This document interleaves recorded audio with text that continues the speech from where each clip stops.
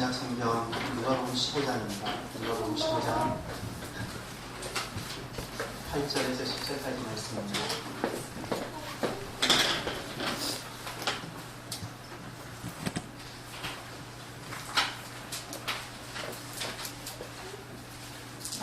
누가복음 15장 8절에서 10절까지 말씀을 제가 읽어보겠습니다. 하나님께서 오늘 우리들에게 주시는 말씀입니다. 어떤 여자가 10드라크마가 있는데 하나를 잃으면 등불을 펴고 집을 쓸며 찾아내기까지 부지런히 찾지 아니하겠느냐. 또 찾아낸즉 벗과 이웃을 불러 모으고 말하되 나와 함께 즐기자. 이런 드라크마를 찾아내어노라 하리라. 내가 너희에게 이르노니 이와 같이 죄인 한 사람이 회개하면 하나님이 사자들 앞에 기쁨이 되느니라. 아멘. 의학에서는 발병의 원인을 세 가지로 분류한다고 합니다. 하나는 심인성 질병, 쉽게 말하면 발병의 원인이 마음에 있는 경우. 또 내인성 질병, 발병의 원인이 몸 안에 있는 경우. 그 다음에 외인성 질병, 발병의 원인이 몸 밖에 있는 경우. 이렇게 세 가지로 나눈다고 합니다. 1973년도에 이 마약, 쉽게 말하면 몸이 너무 아팠을 때 투여하는 그 마약, 또 나쁜 마음으로 막 먹는 마약, 이 몰핀이라 말하는 이 마약이 우리 몸속에서 특히 뇌 안에서 이게 만들어진다는 것을 발견을 했습니다. 뇌 속에 몰핀 같은 것이 있다는 거예요. 이것을 연구해서 2년 후에 1975년도에 우리 뇌에 몰핀보다 무려 100배나 강력한 작용을 하는 마약이 존재하는 것을 발견했어요. 우리 몸 안에 있는 거니까 이것은 뇌인성이에요. 그래서 이 뇌인성이라는 단어가 엔도제너스, 몰핀이에요. 이걸 합쳐서 하는 단어가 엔도르핀입니다. 그러니까 이 몸 안에 있는 강력한 마약 같은 몰핀, 이걸 엔도르핀이라고 부르게 되었습니다. 캘리포니아 대학의 존 레번 박사님이 연구를 했는데 이빨이 아픈 사람들을 두고 한 부류는 진통제를 투여했답니다. 진통제 하얀색이잖아요. 진통제 가루를 내려 투여하고, 또 한 사람은 똑같은 가루를 만들어서 밀가루였답니다. 밀가루를 만들어서 이렇게 이빨 아픈 사람들이 똑같이 투여했는데 결과가 어떻게 됐을까요? 진통제 투여한 사람은 당연히 안 아파야 되죠. 안 아파요. 밀가루를 준 사람들은 어떻게 됐을까요? 안 아파요. 이게 무슨 말일까요? 이게 분명히 가짜 약이잖아요. 가짜 약인데도 통증을 못 느꼈다는 거예요. 가짜 약이. 밀가루로 만든 가짜 진통제를 진짜 진통제로 알고 먹게 되면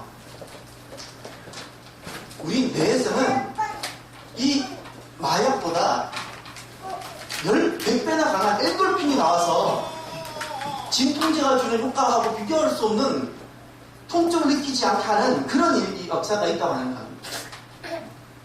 그래서 여러분 그 이야기를 들으니까 제가 이번에 리우 올림픽 때 펜싱 선수 한 사람이 기억이 났습니다.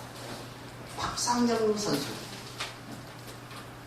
펜싱이 아마 15점이면 끝나나 봅니다. 펜싱은. 그런데 14대 9로 치고 있었어요. 운동을 해본 사람은 압니다. 이게 연속으로 5점, 6점을 득점하는 것이 얼마나 어려운 일인지.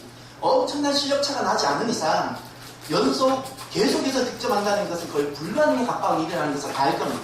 더구나 국가대표 정도 수준, 더구나 결승전 정도 되는 데서는 이건 불가능한 일입니다. 마지막 14점, 상대편 선수가 14점까지 왔을 때 그의 얼굴이 카메라 앵글에 잡혔어요. 그런데 입술에서 무엇인가가 중얼중얼 거렸는데 그 이야기가 무엇이었어요? 할 수 있다, 할 수 있다, 할 수 있다. 불가능한데. 아니 어떻게 5점, 6점을 연속으로 득점할 수 있겠다는 거야.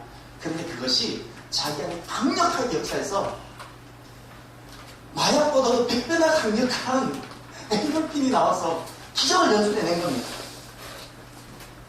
의사들이 이 엔돌핀을 발견하고 나서 다시 질문을 하나 하게 되었답니다. 사람의 생명이 불과 몇 개월 남지 않았는데 이 말기암 환자들이 기적같이 낫더라는 거예요. 분명히 이 사람은 살 수가 없었는데, 분명히 말기암 환자인데 더 이상 살 수가 없었는데 극적으로 완치되는 것을 보고 이 의료계에서는 질문을 던졌어요. 엔돌핀보다 더 강력한 무엇이 있다라고 전제하고 그 무엇이 무엇일 거를 연구하기 시작해서 엔돌핀을 발견했던 그로부터 정확하게 30년 후 2003년도에 우리 몸속에 신비의 호르몬이라 말하는 다이돌핀을 발견하게 됐답니다. 이 다이돌핀은 마약의 100배가 엔돌핀이라면 다이돌핀은 엔돌핀의 4000배 이상 효과를 가지고 있는 호르몬이랍니다. 이 다이돌핀은 언제 생성이 되는가? 감동을 받을 때. 그래서 감동 호르몬이라고 한답니다. 감동은 우리 삶을 바꾸어 놓습니다. 슬픔과 우울의 눈물을 기쁨과 치유의 눈물로 바꿉니다. 우리 주님께서 우리에게 주신 것이 바로 이 감동입니다. 감동을 주셨습니다. 십자가는 우리 안에 이 다이돌핀을 일으키게 했던 이 감동이었습니다. 이 십자가가 우리로 하여금 새로운 삶, 신나는 삶을 살게 했습니다. 오늘 본문에 보면 누가복음 15장에 세 가지 비유가 나오는 것 중에 두 번째 비유입니다. 이 누가복음 15장엔 잃어버린 이야기들입니다. 양 100마리 중에 한 마리를 잃어버린 이야기, 10드라크마 중에 하나를 잃어버린 이야기, 두 아들 중에 한 아들을 잃어버린 이야기. 이 잃어버렸다는 것은 하나님을 떠나야 했다는 것. 이런저런 이유로 하나님 곁을 떠나서 살고 있는 그 삶을 성경에서는 잃어버렸다라고 이야기하고 있습니다. 그런데 오늘 본문에 보면 이 본문은 슬픔이 아니고 잃어버린 이야기인데 슬픔이 아니라 슬픔이 변화해 기쁨이 되고 있는 것을 증거해주고 있습니다. 세 본문이 똑같습니다. 모두 다 잔치를 하고 있습니다. 정말 신나는 모습입니다. 성경에서 정말 빠질 수 없는 가장 기쁨의 순간이 여기 다 나와 있습니다. 여러분, 우리가 무엇이 우리로 하여금 이 새롭고 신나는 삶을 살게 할까요? 그것은 나 하나를 찾기 위해서 모든 것을 버려둘 때입니다. 오늘 본문에 보면 8절을 우리 한번 다 같이 보겠습니다. 어떤 여자가 10드라크마가 있는데 하나를 잃으면 등불을 켜고 집을 쓸며 찾아내기까지 부지런히 찾지 아니하겠느냐. 아멘. 여기 보면 드라크마가 나옵니다. 한 드라크마를 잃어버렸습니다. 하나를 잃어버렸습니다. 10개 중에 하나를 잃어버렸습니다. 이 드라크마 하나를 잃어버렸다는 것이 무엇인지를 조금 더 알기 위해서는 바로 위에 있는 양 100마리 중에 하나를 잃어버린 그 말씀을 보면 좀 더 알 수 있습니다. 4절을 보면 드라크마 비유와 이런 양 비유랑 같은 비유인데 4절을 보면 이런 말씀이 나옵니다.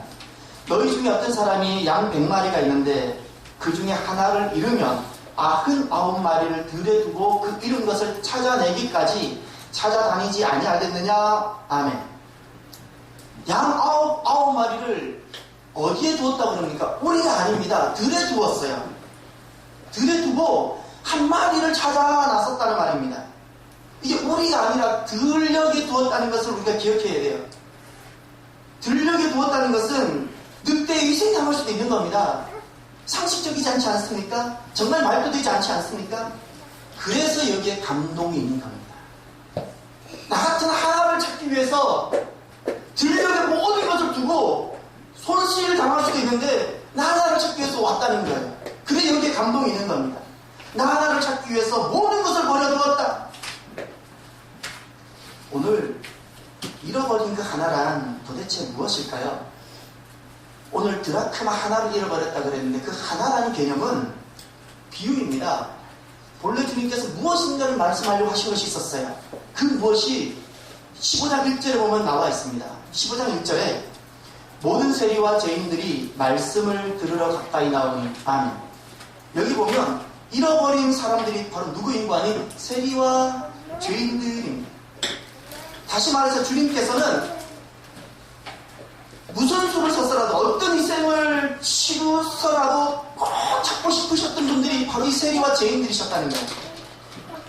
그런데 당시 사람들은 저들은 잃어버려도 된다고 생각했어요. 바리새인들은 어떻게 당시에 교육을 시켰는가 하니 바리새인이 또는 서기관이 길을 가다가 넘어졌어요. 또는 강도를 만났어요. 바리새인의 서기관이 길을 가다가 넘어졌거나 강도를 당했을 때 지나가던 세리가 손을 뻗어서 도와주려고 하면 그거 손잡지 말라고 이렇게 가르쳤어요. 절대 세리의 도움은 받지 말라.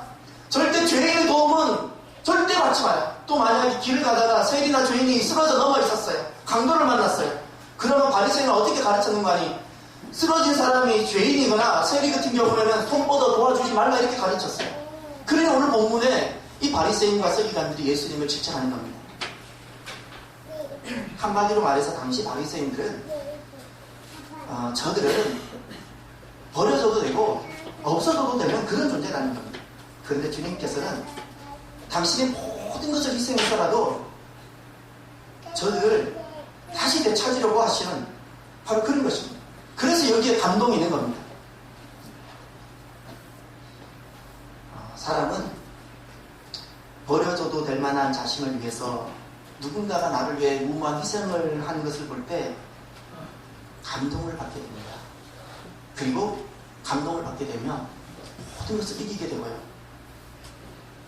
새로운 삶을 살게 되어집니다.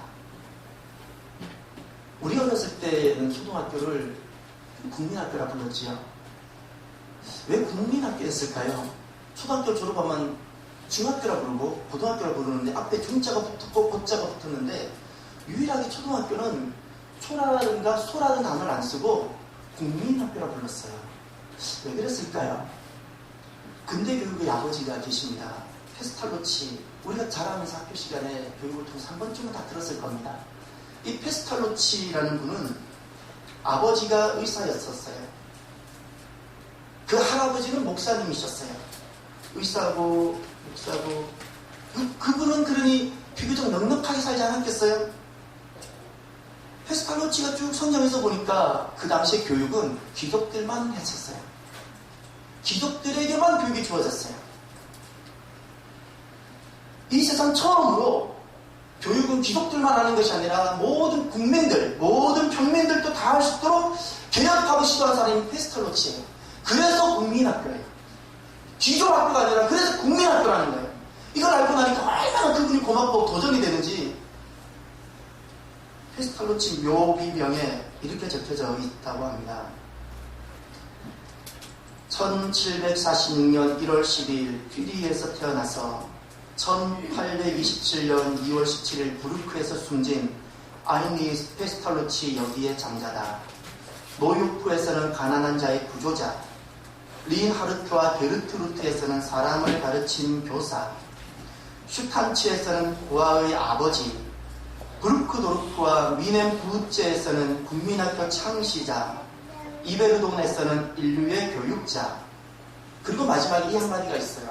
이 한마디가 그렇게 가슴이 남습니다. 그리고 마지막에 그 노비병이 무엇이 있는가 하니 모든 것을 남을 위해 바치고 자기를 위해서는 아무것도 남기지 않은 그 이름에 은혜가 있기를. 이것이 그 묘비병의 마지막. 모든 것을 남을 위해 바치고 자기를 위해서 아무것도 남기지 않았다는 거예요. 남아있는 사람들이 그를 볼 때 그는 어떤 사람이었는가? 모든 것을 남을 위해 바치고 자기를 위해서는 아무것도 남기지 않은 사람. 페스탈로치는 그런 사람. 실은 사람을 가르친다고 교육한다고 변하는 건 아니잖아요. 그러니까 어떻게 페스탈로치가 가르친 대로 개혁하자는 대로 사람들이 따랐을까요? 왜 새로운 삶을 살았을까요? 그곳에는 감동이 있었기 때문이 아니겠습니까? 모든 것을 남을 위해 바치고 자기를 위해서는 아무것도 남기지 않아. 바로 그 사람. 자기 유익을 먼저 생각하지 않고 항상 자기 살 것만 먼저 찾는 것이 아니라 그를 위해서 내 것을 희생하는 이 자리에 감동이 있었기 때문에 예수님의 십자가가 바로 감동입니다. 대신 죽으실 만한 위대한 일을 주님께서 대신해서 십자가 지신 것이 아니라 마땅히 죽어도 되는 나, 정말 작은 나, 이런 작은 나를 대신해서 지신 십자가가 주님의 십자가입니다. 오늘 우리들의 모습을 한번 살펴보면 좋겠습니다. 혹시 우리들의 모습이 주님 이 십자가의 감동을 받았음에도 불구하고 그냥 우리 안에 자기 유익만 구하고 있는 것은 있지는 않은지를 한번 살펴보셨으면 좋겠습니다. 남들 희생시켜서라도 자기 살겠다고 하지는 않는지 모르겠습니다. 그러니 여기에 감동이 있겠습니까? 저는 오늘 고백해야 될 것이 하나 있습니다. 한 주 내내 마음이 불편했던 것이 있었습니다. 지난주 우리 이곳에서 예배를 드렸던 두 모녀가 계셨습니다. 이렇게 보아하니 분명히 도움이 필요해 보이는 분들이셨습니다. 근데 참 너무너무 좋아서 공부를 진짜 많이 하셨던 분들인 것 같습니다. 주중에 무단 인사하려고 전화기를 딱 잡았는데 제가 왜 불편했는 거 아니? 제가 지금 또 왜 회개하고 있는 거 아니? 스쳐 지나가는 생각이 있었어요. 내가 어려운 사람을 돕다가 속임도 많이 당했는데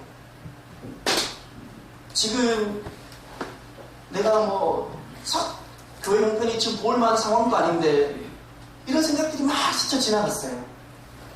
그래서 핸드폰으로 전화를 하려고 하다가 제가 교회 전화를 했어요. 무슨 뜻이겠어요? 제 자신을 보호하겠다는 뜻이었어요.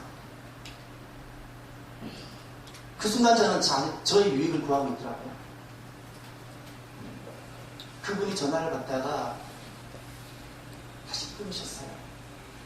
또 전화했어요. 전화 안 받으셔요. 이제 핸드폰으로도 안 받으세요. 한 주 내내 그 일 때문에 저는 마음이 너무 불편했어요. 저는 그 작은 두 분한테도 감동조차도 드리지 못하는 정말 건조한 그런 목사였더라고요. 그분들은 와서 주님 은혜가 필요해서 왔는데 눈꽃만큼 또 저는 드리지 못했더라고요. 주님 은혜. 교회는 그러고 보면요, 저와 우리가 어떤 부름을 받았는 거 아니? 말도 안 되는 일을 하라고 세상으로부터 부름받은 사람들이 저와 우리들입니다. 마땅히 스스로 죽어도 된다고 자기는 사랑을 받을 자격도 없다고 여기는 그 한 사람을 위해서 우리가 가지고 있는 거 이걸 아까워하지 않는 그 정말 말도 안 되는 이런 삶을 살라고 우리가 주님께로부터 그 은혜를 입고 그 감동을 받고 여기까지 온 겁니다. 우리가 알아야 되는 것이 있는데 우리 주님으로부터 이런 말도 안 되는 사랑을 우리가 먼저 받았다는 사실, 이 말은 우리가 이것을 감당할 수 있다는 사실입니다. 그리고 우리 이 길만이 우리가 이렇게 걸어갈 때 비로소 주님께서 우리에게 주셨던 그 감동을 우리 또한 나올 수 있다는 거예요. 오늘 본문은 이런 삶의 두 가지를 분명히 약속해주고 계십니다. 말도 안 되는 한 사람을 위해서 그 말도 안 되는 어떤 삶을 우리가 살아가기로 결정했을 때 주님께서 약속하신 그 두 가지 약속이 무엇인가? 그 하나는 그 말도 안 되는 한 사람을 위해서 나를 희생하고 헌신하기로 결정했을 때 그 하나를 찾음으로 나의 완전함이 이루어진다는 거예요. 전체 공동체의 완전함이 이루어져요. 오늘 8절에 보면 이런 말씀이 나옵니다. 어떤 여자가 10드라크마가 있는데 하나를 잃으면 등불을 켜고 집을 쓸며 찾아내기까지 부지런히 찾지 아니하겠느냐. 오늘 여기 보면 이 한 여성이 등장하는데 돈 10개 중에 한 개를 잃어버렸어요. 그런데 지금 이 여성의 모습을 보면 대단히 야간법석인 모습으로 보이지 않습니까? 불을 켜고, 왜냐하면 유대인들 집은 깜깜하거든요. 창문이 별로 없어요. 어두워요. 불을 켜고 집을 쓸고 집을 왜 쓰냐면 밑에 그 당시 예수님 당시에 유대인들 집은 불도 없었지만 이 밑에 지프라기 같은 풀들을 깔아놨어요. 그걸 치우지 않으면 돈을 찾을 수 없어요. 쓸고. 근데 우리 여러분 가만히 생각해 보셔요. 드라크마라는 돈은 양이야 귀하잖아요. 이건 생명이고 양은 귀하잖아요. 그러면 저기 가서라도 찾아올 만한 가치가 있어요. 양 100마리 중에 한 마리 찾을 만한 가치가 있어요. 근데 드라크마는 솔직히 너무 큰 돈이 아니라고요. 이렇게 야간 법석을 피워가면서 찾을 만한 돈이 아니라고요. 이 드라크마는 데나리온과 같은 돈이기 때문에 노동자 품삯입니다. 요즘 우리가 현장에 나가서 막 노동했을 때 우리가 얼마를 받을 수 있을까요? 5만 원을 받나요? 10만 원을 받나요? 그 돈 정도 되는 겁니다. 그런데 지금 왜 예수님께서는 이런 양 비유와 동일한 비유를 반복하시면서 어찌 보면 이 본문은 실은 이런 양 비유하고 탕자의 비유로도 충분히 메시지가 전해질 수 있는데 왜 드라크마 말씀을 하셨을까요? 드라크마만 가지고 있는 특이점이 하나 있습니다. 예수님 당시에 한 남자에게 사랑하는 여인이 생기게 되면 이 남자는 돈을 모아서 이 여자에게 사랑의 증표를 드리게 됩니다. 그 증표가 은전 10개입니다. 그것을 목걸이를 만들어서 이 여인에게 목에 걸어주는 거예요. 그러니 이것은 은전 10개의 개념이 아니고요. 이건 사랑의 증표였던 거예요. 그걸 하나를 잃어버린 거예요. 10개가 있어야 완전한 겁니다. 이건 한 개를 잃어버린 것이 아니라 한 개가 없으므로 전체가 없는 거예요. 그 돈 한 개를 잃어버린 것이 아니라 사랑의 증표를 잃어버린 것이고 사랑을 잃어버린 거예요. 그러니 그 마지막 한 개를 찾기까지는 나머지 9개는 아무런 의미가 없고 가치가 없어요. 그러니 밥을 굶고서라도 불을 켜서라도 집안을 다 엉망으로 했더라도 그걸 찾아내야 되는 거예요. 그것이 이 드라크마 비유와 이런 양 비유의 차이점입니다. 작은 자 한 사람, 정말 작은 자 한 사람, 그 한 사람을 사랑하고 포기하지 않고 끝까지 사랑할 때 놀라운 것은 주님께서 약속하신 것이 우리가 희생한다고 하고 헌신한다고 하지만 그것으로 인해 나의 완전함이 이루어진다는, 완성되어진다는 그 말씀입니다. 사랑이 완성되어지고 나의 존재가 완성이 되어지는 바로 그 말씀입니다. 우리가 잘 알고 있는 목사님 중에 빌리 그레엄 목사님이 계십니다. 그분은 우리나라에도 오셔서 여의도에서도 대중 집회하셨고 미국을 이렇게 크게 전도하셨던 그런 목사님입니다. 질문이 하나 들어왔었습니다. 그 목사님에게. 목사님은 어떤 때 가장 영적인 위기를 느끼십니까? 그랬을 때 그 빌리 그레엄 목사님이 무엇이라 말씀하셨는가 하니 내가 수많은 사람들 대상으로 복음도 전하고 그래서 내가 많은 사람들을 구원하고 나는 이제 충분히 전도의 책임을 다했다고 생각했을 때 바로 그때 막상 내 곁에 다가온 한 사람, 나는 충분히 많은 사람에게 복음을 전했다고 생각한 다음에 그 사역을 감당한 다음에 그 이후에 내게 다가온 그 한 사람, 그 한 사람에게 복음을 전하고 싶지 않는 마음이 들 때 그것이 나에게 가장 커다란 영적 위기입니다. 고백을 했어요. 내가 수많은 일들을 하고 나서 정말 작은 자 한 사람 내가 소외시키는 바로 그것이 영적 위기라는 겁니다. 작은 사 한 사람, 미력한 자 한 사람, 그냥 지나쳐도 되겠다고 생각하는 그 생각이 드는 것이 내가 지금 영적 위기에 빠져들고 있다는 말씀입니다. 예수님께서는 수많은 사람들에게 복음을 전하셨죠. 능력 행하셨어요. 그런데 예수님께서는 가만히 보면 예수님 삶의 현장에 지나가는 한 사람을 결코 놓치지 않으셨어요. 여리고에 수많은 사람이 있었는데 그때 지나갈 때 삭개오를 놓치지 않으셨고요. 예루살렘에 그 수많은 사람들이 있을 때 밤에 찾아오는 니고데모라는 한 사람을 놓치지 않으셨고요. 사람들이 그 많은 사람들이 살고 있지만 그들을 피해서만 돌아다녀야 되는 수가성 여인 그 한 사람을 놓치지 않으셨고요. 사람이지만 사람이 사는 곳에 살 수 없어서 무덤가에 살고 있었던 거라사 과인을 주님께서 놓치지 않으셨고 찾아가셨어요. 예수님께서는 한 영혼을 복음을 전하시고 계신 그분이셨습니다. 그 성경에는 이 한 영혼에게 복음을 전하고 계시는 주님 이야기가 가득 차 있는 것이 말씀입니다. 그런데 이런 이야기는 내게는 유익이 되지 않기 때문에 이것이 우리에게 다가오지 않을 수가 있습니다. 그런데 잊지 말아야 됩니다. 작은 것이 귀하게 여기지 않는 이 사실에 있어서 우리가 무엇을 기억해야 되는 거 아니? 우리가 예수님을 만나요? 내가 예수님을 만나서 진짜 거듭났어요? 그러면 내 가치로 거듭남이 따라옵니다. 거듭남이 따라옵니다. 물질과 경제 위에 더 큰 가치가 있다는 것을 비로소 깊이 깨닫게 되어집니다. 그래서 자기를 희생하는 사람, 십자가의 가치를 깨닫게 되어지고 그것이 비로소 내 인생을 만족하게 한다는 것을 알게 되어집니다. 그런데 놀랍게도 나를 희생하는 이 십자가가 도리어 나를 완성시킵니다. 또 하나를 약속하셨습니다. 작은 자 한 사람을 위해서 무모하게 희생하는 이 삶에 그 한 영혼을 주님께 돌아오게 하기 위해서 감동을 주는 이 삶에 주님께서 무엇을 약속하셨는가 하니 하나님의 기쁨을 약속해 주셨습니다. 언젠가 우리 90년도에 3대 이론이 있었는데 우리나라 사회를 이렇게 흥분하게 했던 3대 이론 중에 하나가 서울대 이면우 교수님의 그 W 이론이라는 그 W 이론의 핵심은 이런 겁니다. 신이 나서 하는 일은 실패한 적이 없다는 겁니다. 오늘 본문에 보면 하나님께서는 언제 우리 인생이 신나고 언제 하나님이 기뻐하실지를 말씀해 주고 계십니다. 오늘 보면 15장 10절에 보면 이렇게 말씀합니다. 내가 너희에게 이르노니 이와 같이 죄인 한 사람이 회개하면 하나님의 사자들 앞에 기쁨이 되느니라. 아멘.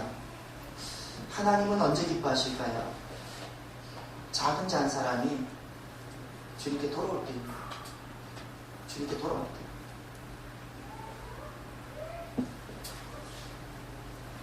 오늘 본문에 죄인 한 사람이라 그랬는데 그 죄인은 심판받아야 할 죄가 아니고요. 잃어버린 자를 뜻하고요.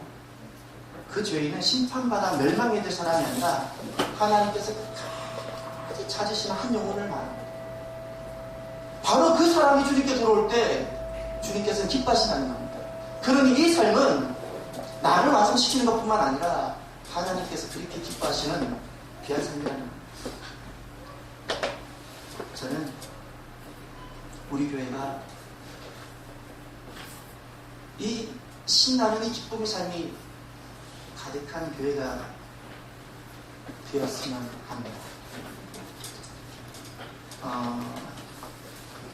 프로그램이나 다른 좋은 것이 이렇게 만들어지는 것 말고 작은 자 한 사람, 그를 위해서 우리를 희생하는, 그래서 그가 살아나고, 그래서 교회는 흥이 나고, 그 신바람 나는 그런 교회로 나아가게 되기를 바랍니다. 추석 명절이 다가왔습니다. 달을 보셨는지요? 얼마 있으면 보름달이 되겠지요? 항상 이 명절은 우리의 가슴을 들뜨게 합니다. 사랑하는 가족들과 헤어졌던 가족들과 만나기도 하고 맛있는 음식도 먹게 되죠. 그러나 우리가 아무리 배불러도 아무리 사랑하는 사람들 만나도 실은 그걸로 우리는 신나는 삶을 살지는 못합니다. 이번 명절은 스스로 작은 자라고 여기고 있는 우리 곁 한 사람을 생각하는 명절이 되었으면 좋겠습니다. 그들과 함께하는 시간을 가지면 더욱더 좋고, 전화라도 할 수 있지 않습니까? 밥을 먹고 있는지는 물어볼 수 있지는 않습니까? 내 사랑하는 사람들과 함께 있는 것을 끝나지 아니하고요. 스스로도 작은 자를 여겨서 우리가 있는 그 자리에 오지도 못하는 그런 사람이 있다면 그런 사람들에게 감동을 줄 수 있는 추석이 되었으면 좋겠습니다. 이번 추석은 그런 감동이 있었으면 좋겠습니다. 조금은 무모한 희생일지라도 그가 주님께 돌아오는 역사가 있고 무너졌던 마음이 회복되어지고, 그래서 신나는 추석, 신나는 삶이 있는, 또 신나는 교회가 되는 복된 명절 되시기를 주의 이름으로 축원합니다. 기도하겠습니다.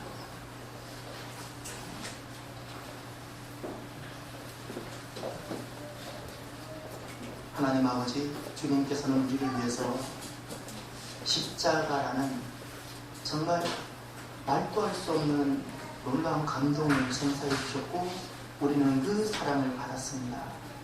오늘 우리가 이 땅에 있는 것은 그 받은 감동이 아니고는 설명이 되지 않는 그 사랑을 전하고 함께하라고 우리를 세상에 두셨습니다.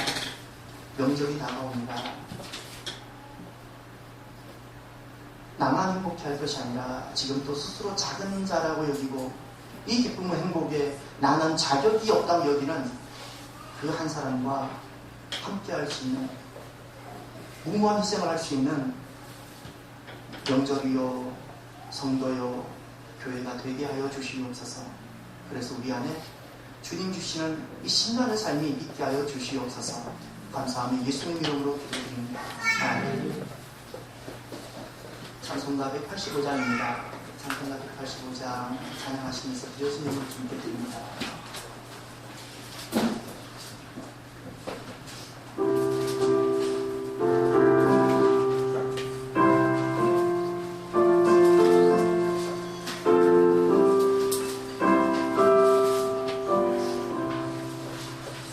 이